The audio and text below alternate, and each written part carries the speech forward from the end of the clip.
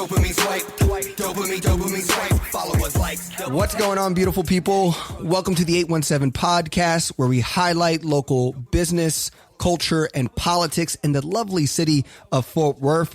Today we have something special, and I'm with my awesome co-host, Jimmy Sweeney. How you doing, man? I'm good, and I'm excited. Yes. Today we are taking a little bit of a broader step than just Fort Worth, and we have with us Dr. Annette Gordon-Reed, who is an American historian and law professor, currently the Carl Loeb University professor at Harvard University. And she is also a Pulitzer Prize winner for some of her work. But most recently, she released a book called On Juneteenth, which gives a Texas history lesson through the lens of her and her family's personal stories and experiences growing up here. She's originally from the Conroe area and now has lived in the Northeast for a while, but we're super excited to have her on and to hear her thoughts about Juneteenth becoming a national holiday and how Texas tells its story and maybe changes its narrative around being just cowboys and ranchers. Yes, and the way we connected with Professor Gordon-Reed was we heard her on NPR talking about Juneteenth, and we just reached out and said, hey, what should Texas do next? Now that Juneteenth is a holiday, we had Opal Lee's Walk, so much energy after that weekend. And so it's a super awesome conversation with an amazing person who gave us her time. So check it out.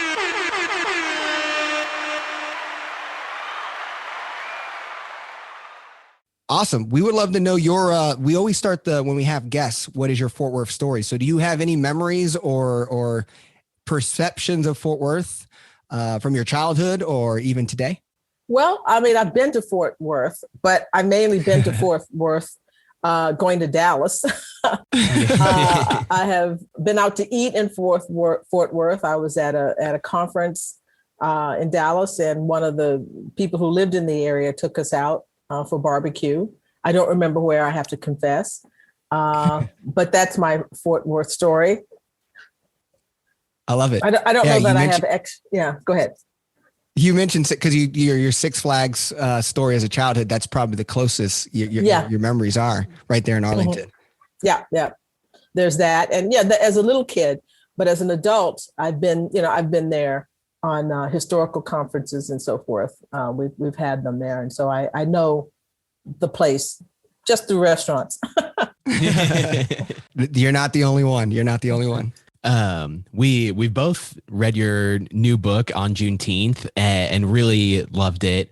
I wanted to maybe just hear some of what the inspiration was for you diving into that and for using the lens of personal experience and personal stories for helping tell the history of the holiday. Mm-hmm. Well, I'd done a piece for the New Yorker about Juneteenth.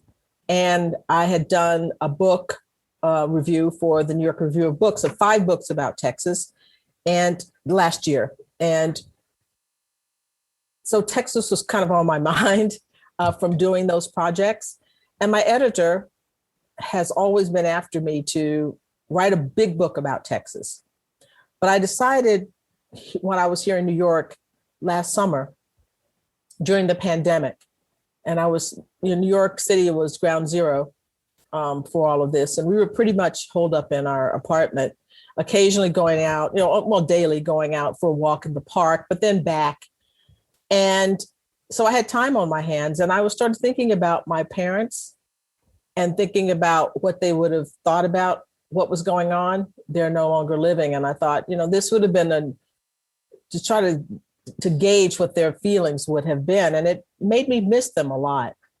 And so I came up with the idea of writing a book that would talk about Texas history, because after doing the review of those books, and I've been trying to explain Texas to people for many years, all the years that I've been up here.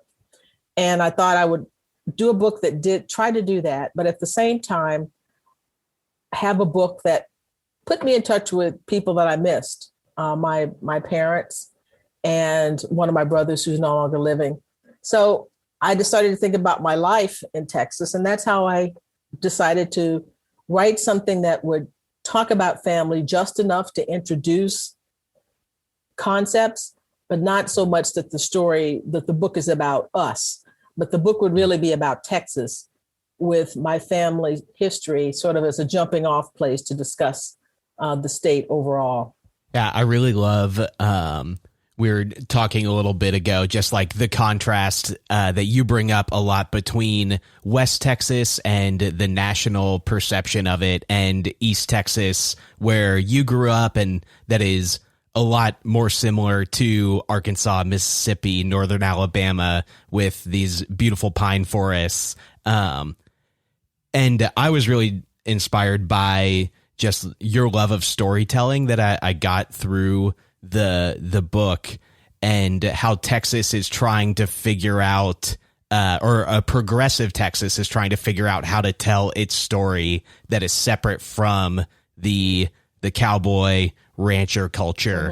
Mm-hmm. What do you feel like are some of the hurdles that Texas still has to get over to break that mold that it's kind of been stuck in for a couple centuries now? Well, it's hard to break a brand, and Hollywood in some ways created a brand for Texas that is very, very attractive. They had, and I talk about it in the book, a classic movie, Giant, that explores this, that sets a narrative of Texas as having been this land that was founded by cattlemen and, taming the West, and then being interrupted by another figure, the oil man that comes, and the cattle ranching sort of, it is in conflict with the oil man, but then eventually they come together because they find oil on the cattle ranch. It's the King Ranch and Exxon story, essentially told through that film. But no mention of plantations, no mention of Black people, no mention of the fact that most people live in East Texas, and that it was that Stephen F. Austin, the father of Texas, conceived of it as a place that needed slavery in order to develop, and brought settlers over who fully intended to do that. So, that's, I guess, Georgia had gone with the wind as the sort of lost cause, creating problems in that area with Hollywood. I think it might take, I don't know if it will take a movie, but it's hard to get past a brand that is that powerful, and one that sort of obscures really difficult issues. I mean, of course, the conflict with indigenous people hits the cattle ranch part of it. That's definitely there. But the racial question, the Black and white racial question, the question of the racial hierarchy that was created by slavery, you get to avoid all of that discussion when you have that particular brand in the West. So I don't know what it will take, except, more of a focus on, a Texas history, a broader Texas history, writing broader Texas history that brings those things back into play. Maybe art at some point. There will be a novel. There will be maybe a movie or something that will have our own way of doing it. But it's difficult because the Old South exists in other places. So I'm not quite sure how we're going to break it, but I think it's possible with younger generations of people who are being educated, hopefully being educated in a broader understanding of what Texas history is all about. What is your look at, I guess, with the brand story, and what does now Juneteenth going from a Texas holiday to a federal holiday, what do you feel like is next? Or what would you like to see from that momentum, not just in Texas, but nationally? Well, maybe, who knows? Maybe that will be the break. Maybe we don't need a movie. We need a holiday that reminds people every year that there was slavery in Texas. And there's colorful figures there, Norris Cooney that I talk about, and George Kirby. This whole is fascinating to me. This whole time period after Juneteenth and before, before Reconstruction is over, when Texas is operating kind of, and other places in the South, as a multiracial democracy, obviously with a lot of opposition and a lot of violence and stuff. But maybe those stories, maybe artists and other people will pull some of those figures out, talk about them, create a new history, a new story about what happened. These are things that are not made up. They happen. It's just that we haven't been talking about these people. And what I'm hoping is that Juneteenth will open. It's a holiday that, to my mind, is tailor-made for history, and it will open up. My hope is that it will open up doors to thinking about those kinds of lives, those kinds of people who are trying to do things in the midst of some very, very difficult times. And would, as I said, started off saying, it will just remind people of a real part of Texas history that has been obscured. How do you think that happens? Like, how do we take the next step in educating and bringing that story to light on a national level? Because I feel like there is a lot of momentum from really the past like half decade, but especially the past year, and figuring out like what does it look like for us to actually bring this history to light and stop whitewashing this history. Because at the same time, we have the critical race theory in the House with Texas and us leading negatively in that way. I feel like that also kind of plays a piece that makes it difficult. Yeah, well, that's obvious. It's a reaction to these kinds of things. I guess the only thing we can do is to keep, it sort of reached a fever pitch last year with talking about Juneteenth. Educate every sort of program that I have seen or has had some sort of educational component to it. I have a feeling that people in other states are going to be looking to Texas to figure out how to celebrate this holiday. Yeah. What are the traditions? How do you do this? I think social media will carry this message in a way that could be very, very powerful. And as people think about how do we celebrate this kind of holiday, it's unlike the King holiday, where I don't think we really had a sense of how to do it. Black Texans have been celebrating this for 156 years. And I think that they will probably continue to be in the forefront of offering suggestions, of commemorating things, and people hopefully will follow their lead and making it a holiday that's about celebration, but also about, commemoration, also about history. Sort of bringing the people, and in the story, Granger and, the enslaved people who celebrated, who were whipped, to know that this is something that took place in a very, very volatile time. And it's not a simple story.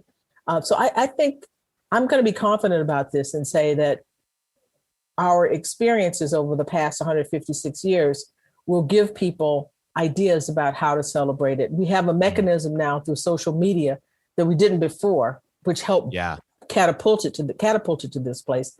I saw someone shared this wonderful film of a Juneteenth parade in Galveston, like in the 1820s. And you see all of these people dressed up, walking, playing instruments, waving American flags. This is in the midst of a place that's not, I don't think it was Galveston, but it was in a place that was really tough. The 1920s were tough for Black people in Texas. And there they are, out, taking a stand, making a stand and continuing. So I think we have in social media a mechanism for doing things that if this holiday came about 30 years ago, we can do things now that we couldn't have done then.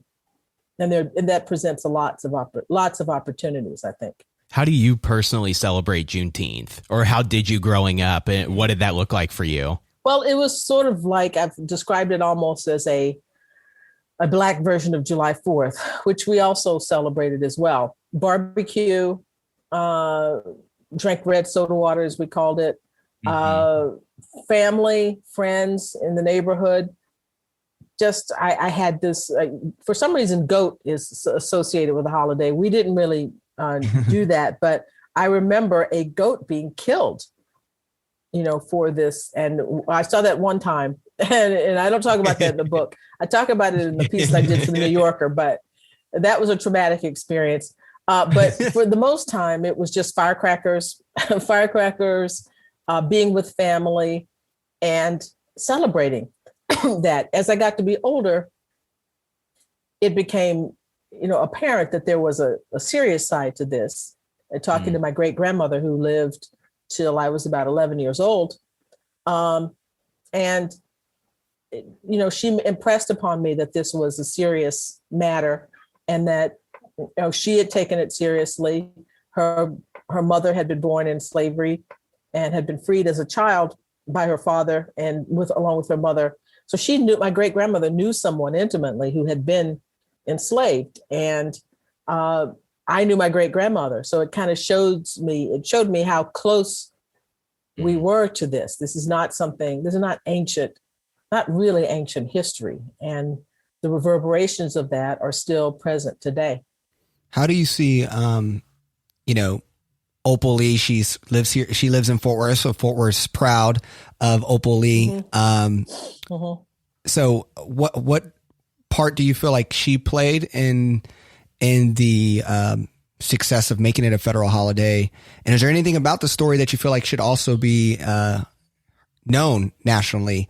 As I know she's the symbol, and you talk about human symbols throughout history and the ones we choose. Yes. Yeah. No, she was wonderful. I was so happy last year when I went down to the White House ceremony, and all I was thinking is, I hope she's going to be here. And sure enough, she walked into the East Room, and everybody was really happy to see her and the president singling her out. Oh, no, she's been critical to all of this and is very, very important as a symbol. And it's sort of an example of perseverance. And I think that sort of hooks into what I was talking about before, 156 years of celebrating a holiday in an environment that wasn't always hospitable, in an environment that was hostile to it. And people are still, and she's there sort of definitely carrying on that tradition. Is there something from your research around the holiday or Texas history in general that maybe got left on the writing room or the cutting room floor that you found really intriguing? Well, some of the more instances of violence that took place, and I had to think about how much that I wanted to present, just enough to give people the idea about what was happening there, the kinds of things that could happen, but not go too far off into it. You asked me before, and this is the part I didn't answer. Is there something that I want people to know about this? What I want people to know about Juneteenth, it is not true that people in Texas didn't know about the Emancipation Proclamation. They knew about the Emancipation Proclamation. It took 2.5 years to make the proclamation real in Texas because the Confederate Army kept fighting. Most people think that the war was over when Lee surrendered at Appomattox Courthouse to Grant in April of 1865. But the fighting continued, and the last battle of the Civil War was in Texas, and the Confederates won. But they knew that the war was lost, and then they surrendered at the beginning of June. That is why Granger and the Army can go to Texas, and they're there to take it over, essentially. So this idea of enslaved people who are unknowledgeable and that slave owners were keeping things from them is not true at all. It was just that this was the result of a successful military victory. The Confederates finally gave up, and the victory came in large measure because of the introduction of Black troops, people who left plantations and joined the Union Army and fought for their freedom.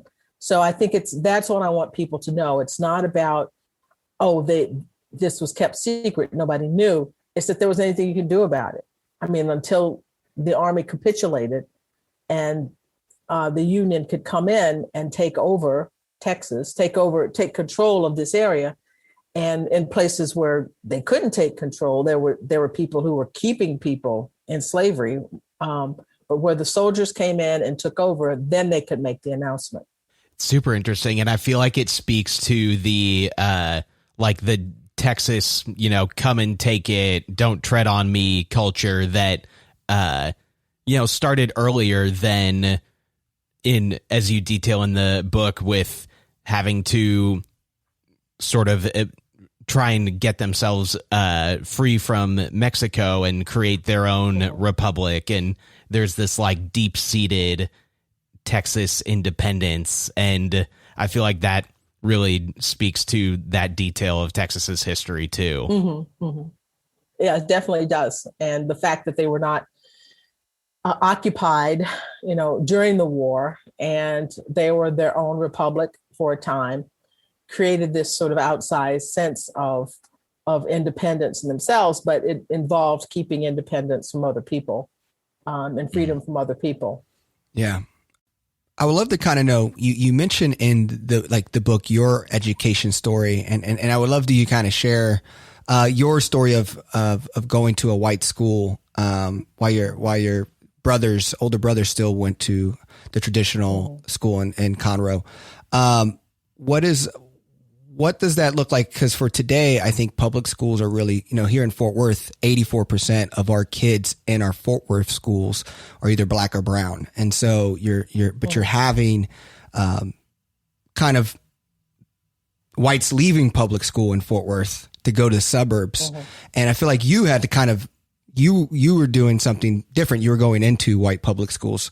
So I guess, can you talk about your education experience, and then also what you feel like needs to happen today for public schools? Well, I mean, this is the mid 60s, and our school district was still resisting Brown versus Board of Education. And they came up with something called a freedom of choice plan, with the expectation that white families would choose white schools and black families would choose black schools.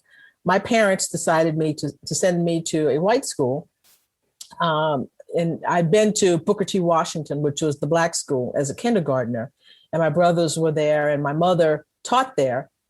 And my parents decided, I think because of the spirit of the times, the Civil Rights Act had been passed, and the Voting Rights Act, and all of those things, there was a movement. There was the spirit of sort of black people were on the move, and they wanted to be a part of that. And so they sent me to Anderson, and it was an intense time. I mean, I think my teachers were wonderful. They couldn't have been any better in their treatment of me. Some of the kids were nice and some weren't. And it was, as I said, it was a very, very intense experience. But I knew that I, was doing something that was supposed to be important. And that was just a part of this notion of a movement. And at the same time, even though they integrated the kids, they didn't do a great job. And this not just in my town, but in the South in general, in integrating teachers. So my mother remained in the classroom, but across the South, a lot of black teachers were taken out of the classroom because parents did not want black teachers over their children. And that meant that black students lost role models, and white students didn't get the opportunity to have black teachers as role models. And so I think my parents became somewhat disillusioned with how that played itself out, because it wasn't done on an equal basis, kids and administrators and teachers. I think that's better now. There are black principals in my hometown and administrators and so forth. But I would imagine the school district, the makeup has probably changed as well. That I would say that, well, I don't really know this. I'm not going to speculate about this, but I think there are probably more black kids in the schools than there were when I was going to school, because most people went to public schools in those days. They set up a number of separate academies in the South for whites, and that took hold. That wasn't as big a deal in my area then, but it may be now. So that was my experience, is integrating this school. And, eventually the Supreme Court, like 3 years later, actually, the Supreme Court struck down freedom of choice plans. and everybody had to change schools. And there was some resentment on the part of Black kids and Black people because, Booker T. Washington was sort of the center of the Black community, and the teachers lived in the communities with their students. They went to church together.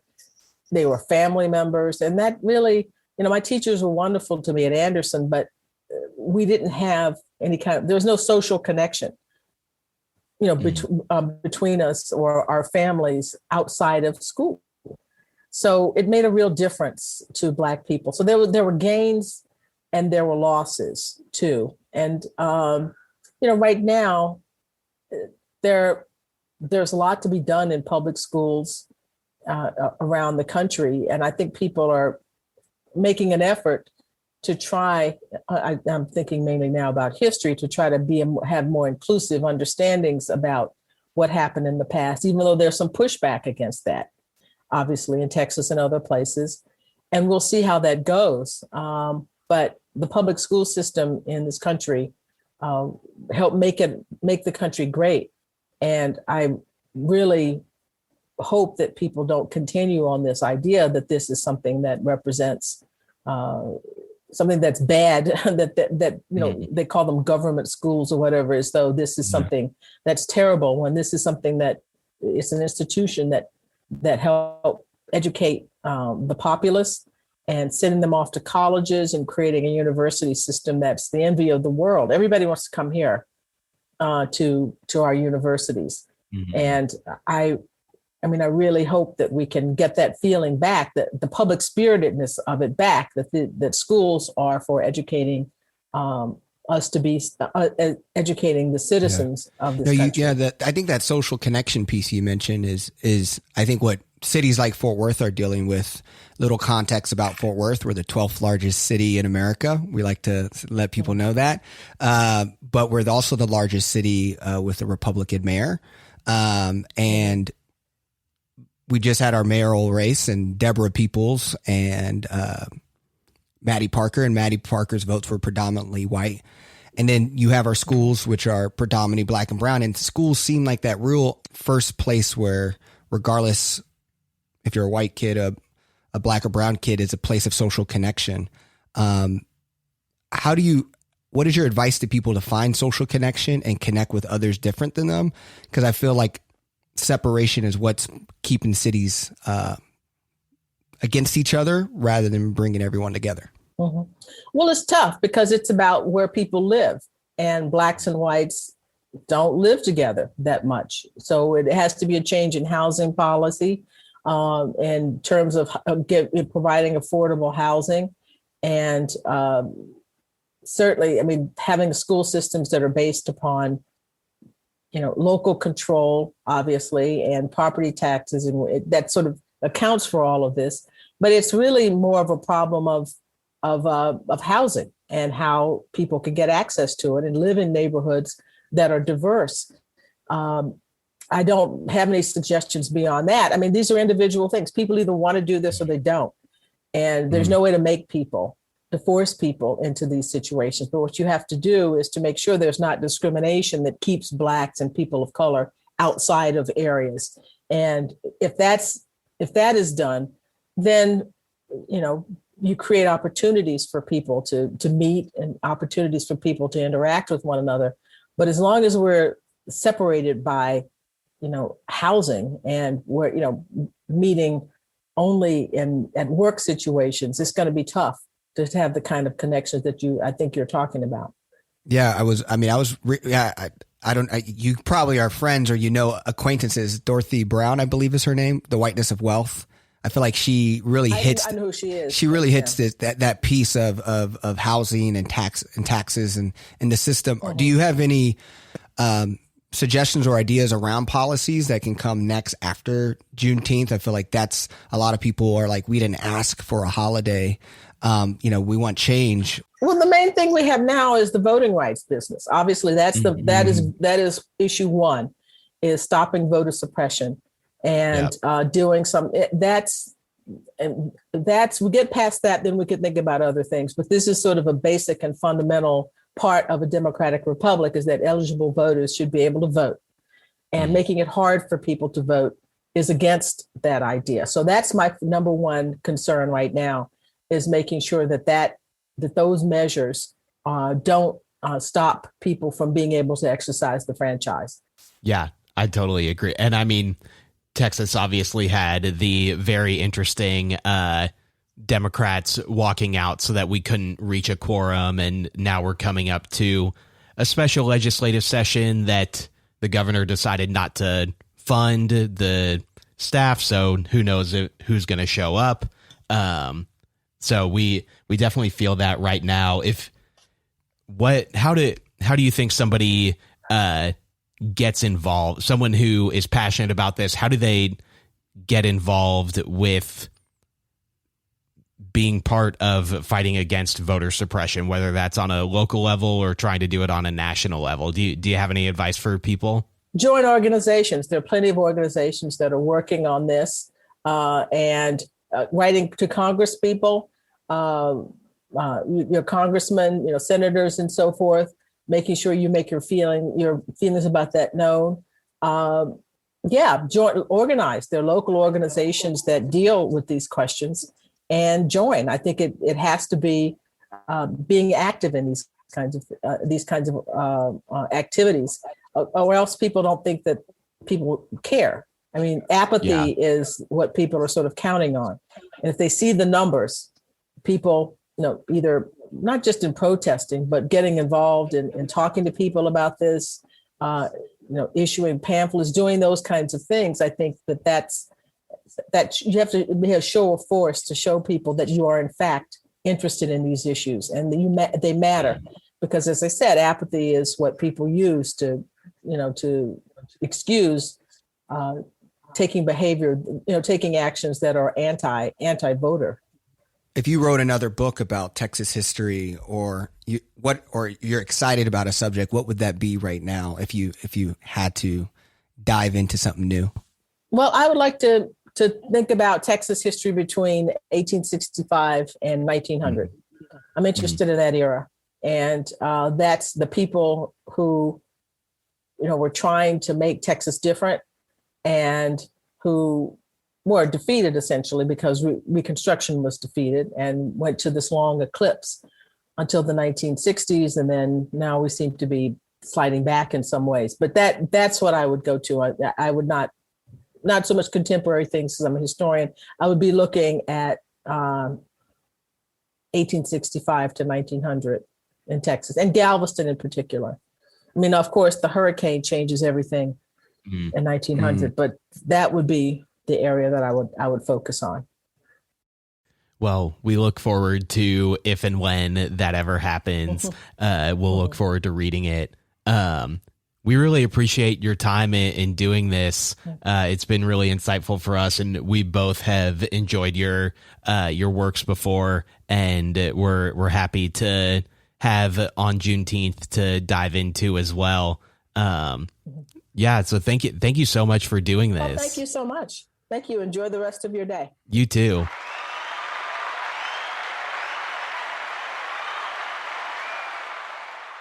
That was great. That was so insightful. I know what takeaways do you have from anything she said?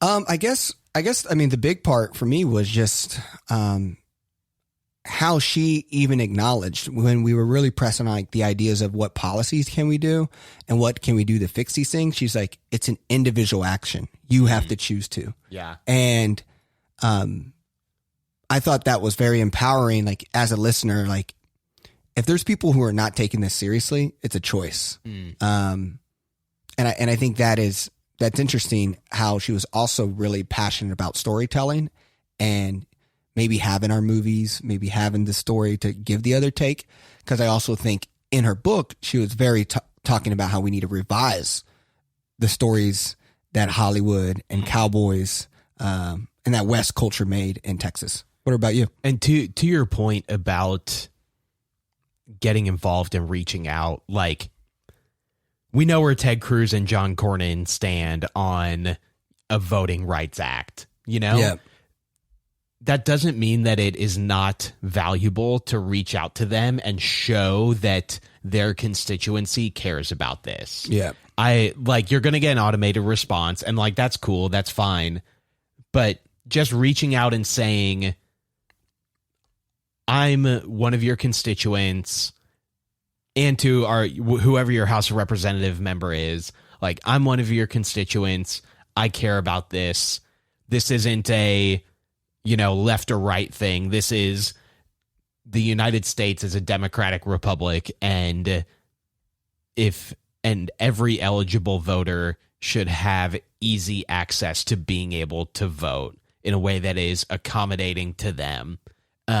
So even though it might feel useless, like somebody sees that and somebody reads that. And so it does make a difference for them to know that their constituency cares. One thing that really stuck out to me is, and it, especially in light of, I feel like a lot of the narrative over the last couple of weeks has been like, well, think about how bad it had to be for people to not even know that slaves were freed or that there was an Emancipation Proclamation. And just her telling us that, like, that isn't true. Like, slaves knew, but there was nothing that anybody could do about it because Confederate forces still controlled the area. And I think that was a super interesting fact to correct a lot of the knowledge that is out there right now of people were just kept in the dark. Whichever is worse, they're both bad. Yeah. Either like you're hiding this from people, or it and you're suppressing them anyways. Like, they're both bad, but having the right construction around why people in Texas were still enslaved, it was super interesting. Yeah, and and just how she really brought it together. And I think thinking about how she uses her story, which it's really great just to read the book alone of what, like, pioneering and thoughts, like the way her parents raised her and thought tactfully about raising, a black girl in Texas. I thought was just super awesome. And really going to what I was also surprised about was how she just really kind of said that she held back on some of the stories of, like, how much of the violence do I share? Because in the book, it's you're like, you kind of take a deep breath. You're just the Winners and White stories that she tells are very gruesome and very disturbing. Yeah. And she's like, yeah, I had to, like, realize I probably needed, like, gauge when is it going too much. And I thought that's kind of interesting. Yeah, absolutely. Well, for everyone who checked this out, super thankful for Dr. Gordon Reed. Please check out her book On Juneteenth. It's an easy read, an easy listen. Heck, go to Doc's Bookshop, get you a copy, support Fort Worth's Black-owned business bookstore. And I think this is a perfect next step after supporting Opal Lee in the walk. Read this book, think about the things, and then also what you said about the decisions that we make can make a difference. Yeah. Thanks for listening, and we'll see you next time. Peace. Swipe, dopamine swipe, dopamine swipe. Follow us, likes, double tap. Now they control your life, control your life. Dopamine swipe, dopamine swipe. Follow us, like, double tap. Now they control your life, control your life.